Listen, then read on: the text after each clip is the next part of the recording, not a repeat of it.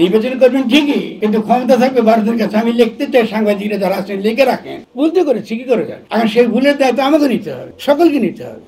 কিন্তু ভুল যে করেছি এটা তো স্বীকার করতে হবে যে 5 তারিখে আমরা যেভাবে সরকার গঠন করেছি এটার মধ্যে ভুল ছিল, কারা তার সঙ্গে জড়িত ছিল, কেন তার আগে কিছু ছাত্ররা যুক্ত ছিল যারা মোটা আন্দোলনে ছিল না, পরবর্তীকালে আমাদের তরুণরা যারা যারা আসি বা যারা গেছে তারা কেন প্রতিবাদ করলো না যে আমরা এই সংবিধান তো আমরা চাই না, এটা তো আমরা চাই না, এই জন্য জনগণ আমরা আত্মাহুতি দিইনি। এই ছিল মূল জায়গাটা। এই মূল জায়গাটা সরে গেলেই কিন্তু ইতিমধ্যে যেহেতু আপনারা সরে গেছেন মূল জায়গা থেকে, ফলে স্বভাবতই এখানে একটা নির্বাচনবাদী ধারা গড়ে উঠেছে, তার একটা বয়ান গড়ে উঠে। এই নির্বাচনবাদী বয়ানের সেই পুরনো কথা যে বাংলাদেশের সব সমস্যার সমাধান হয়ে যাবে যদি আপনি লুটরা মাফিয়া হাতে ক্ষমতাটা তুলে দেন। একটা বৈধ ক্ষমতা তুলে দেবে, কি নির্বাচন হবে, আন্তর্জাতিক লোকের হাততালি দিবে, ক্ষমতা কিন্তু আপনাদের থাকবে না, ক্ষমতা থাকবে আবারও ভারত। নির্বাচন করবেন ঠিকই, কিন্তু ক্ষমতা থাকবে ভারতের কাছে। আমি লিখতে চাই, সাংবাদিকরা যারা আছেন লিখে রাখেন, যেদিন আপনি নির্বাচন করবেন তারপরে কিন্তু ভারত যত রকম এসব